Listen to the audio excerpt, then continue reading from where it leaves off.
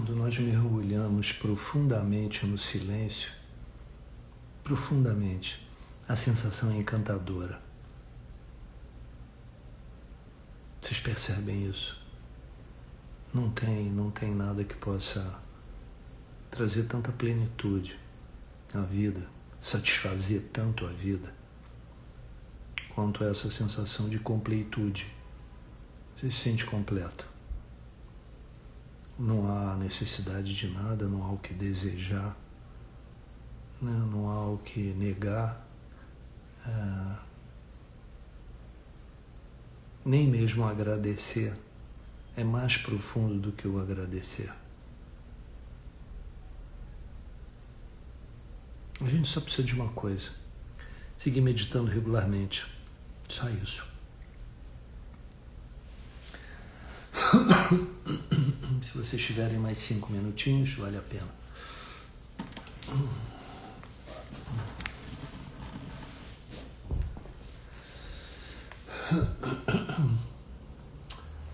O fato é que existe uma vida única, que a maioria das pessoas não se dá conta.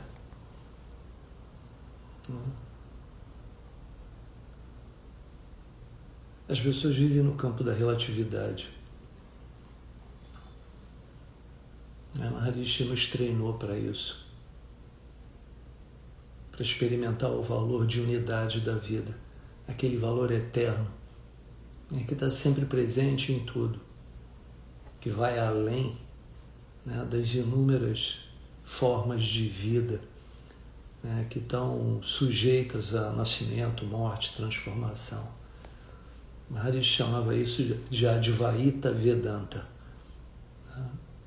Muitas pessoas chamam isso de Deus para descrever o que Maharishi, o que os Vedas chamam de ser.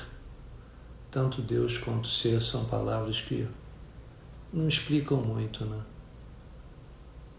Mas de toda forma tem a vantagem de sugerir um conceito que é aberto, que é amplo, né? que admite, né, o infinito, né? Não reduz o invisível, né, infinito a um valor de entendimento relativo, pequeno, finito. É impossível formar uma imagem mental a esse respeito. Ninguém pode reivindicar a posse exclusiva do ser. Essa é a nossa essência, é a sua essência, tão acessível como sentir a própria vida. Portanto, a distância, né, entre a superfície e o fundo, né, é muito curta. Entre a palavra ser e a vivência do ser. É um clique. É um clique. O mantra vai se dissolvendo, né, como Maharishi dizia, din, din, din, din, din, din. Eu me lembro dizendo isso. Din, din, din, din, din, din. E aquele valor eterno, ele aparece diante da gente. O ser ele não está apenas além, né, mas ele está dentro de tudo, de todas as formas. Como a mais profunda, invisível, indestrutível essência de qualquer coisa nesse universo. O Vedanta, né, o Advaita Vedanta, que foi o que Maharishi trabalhou a vida inteira, né, que é o sentido unificado da vida, ele demonstra isso, né, ele conceitua isso. Significa que está além do alcance, sob a forma de um interior muito profundo, mais profundo, que é a verdadeira natureza dentro de cada um de nós. Isso não é uma questão de compreendê-lo, não é uma questão de tentar entender o que é a vida. Por isso que é muito difícil para as pessoas, porque elas ficam no nível da argumentação, quando na verdade isso se dá no nível da vivência. Você pode argumentar à vontade, como os físicos teóricos fazem, porém só é possível conhecer, né, conhecê-lo, né, porque é o ser, quando a mente está serena. Se ela estiver alerta, com toda a sua atenção voltada para o silêncio, o indivíduo percebe esse valor que ele jamais conseguiria compreender mentalmente. Isso por quê? Porque vai além da mente, então não é uma questão de compreensão. Recuperar a consciência do ser, né, e se submeter a esse estado de percepção infinita, com todos os sentidos, você tem que trazer a audição para esse lugar, o olfato para esse lugar, a visão para esse lugar. É isso que se chama iluminação. Na MT nós usamos a audição, porque você pensa um mantra, ouve e transcende ele. A palavra iluminação, ela transmite a ideia de uma, parece, né, de uma coisa que é inacessível, né? Parece que agrada a personalidade ou ego, mas é apenas o estado natural de sentir a unidade com a sua própria essência, se sentir em comunhão com a sua própria essência, né? É um estado de conexão com algo imensurável, com algo indestrutível. Parece uma contradição, né? Um paradoxo. Mas esse algo é essencialmente você, eu. E ao mesmo tempo é muito maior do que eu e vocês. Muito maior. A iluminação, ela se refere, né? Ela consiste em encontrar a verdadeira natureza que existe por trás da forma. A incapacidade de sentir essa conexão dá origem a uma ilusão, né, de separação da gente, né, de nós e da gente com o mundo, né, de nós como irmãos e da gente como o mundo. Quando você se percebe, né, consciente ou inconscientemente, como um fragmento isolado, o medo e os conflitos, eles vão rolar com a maior facilidade. Não vou dizer com a maior naturalidade, porque não é essa a expressão, né? O maior obstáculo que a pessoa tem para vivenciar essa realidade é ficar preso à mente, né? Por isso que para se livrar dessa gaiola, você tem que transcender a mente. O indivíduo fica preso, né, no pensamento sobre alguma coisa o tempo todo. Né? Ser incapaz de parar de pensar é uma aflição terrível, né?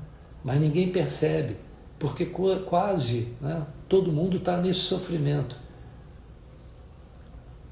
Então todo mundo considera isso como uma coisa normal, viver nesse sofrimento, né? O ruído mental que não para nunca, ele impede a gente de encontrar essa área de serenidade interior, que é inseparável do ser, do nosso ser não, do ser, porque ele não é nosso, ele é o que nós somos, né? Isso faz com que a mente crie uma falsa imagem, né, de nós mesmos.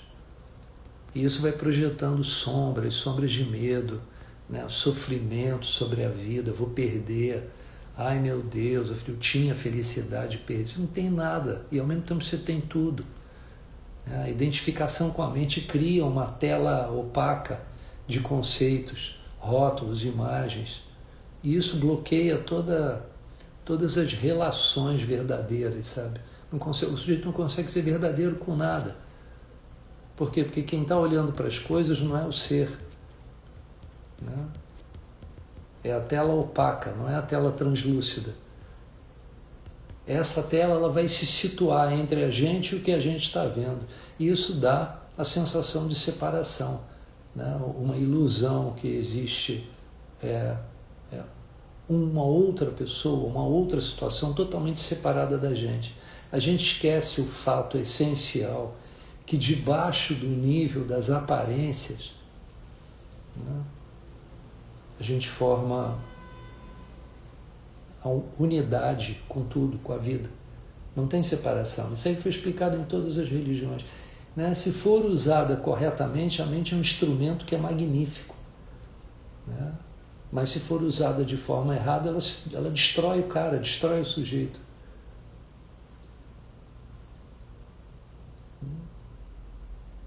Usou de forma errada, você simplesmente fica atado, né, ao passado e ao futuro.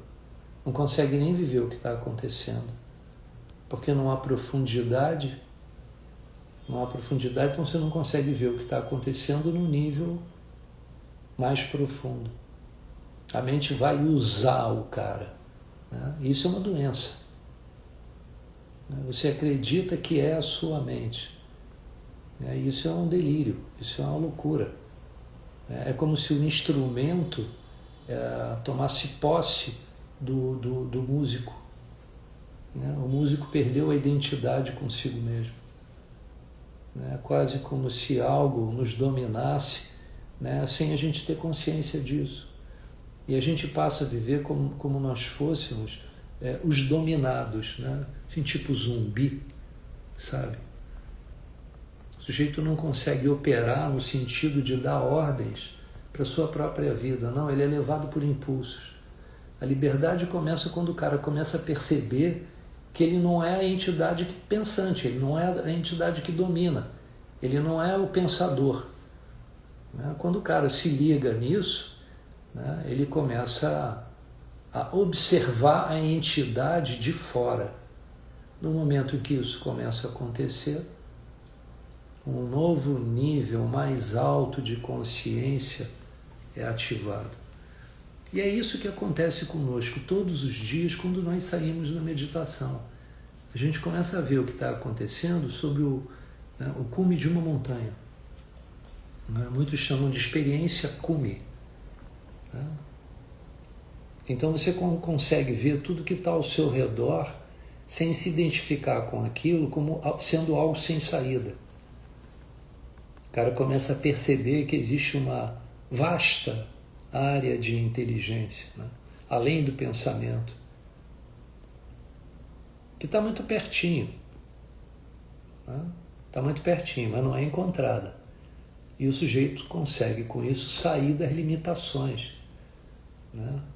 Ele consegue perceber também o que é realmente importante. Caso contrário, não. Ele erra na avaliação dele. Então imagina quanta beleza existe na vida que a gente não está conseguindo experimentar.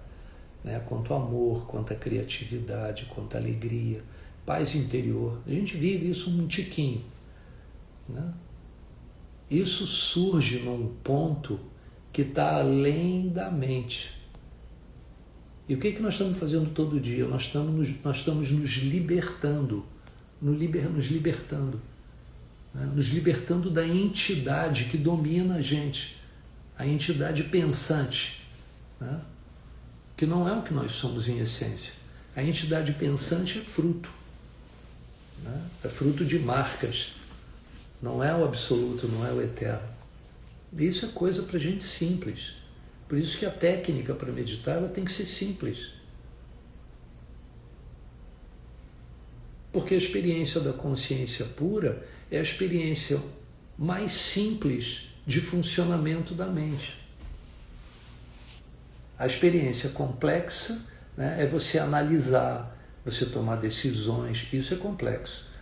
Agora, você se aquietar é simplesmente a experiência mais simples que a mente pode ter. É isso que nós temos que nos acostumar, com esse valor básico, com essa essência, que é simples, natural e inocente. Por isso que não tem que fazer esforço para meditar. Fez esforço, o cara não vai para esse lugar mais profundo, não consegue. Bem, um beijo, Jai Gurudev.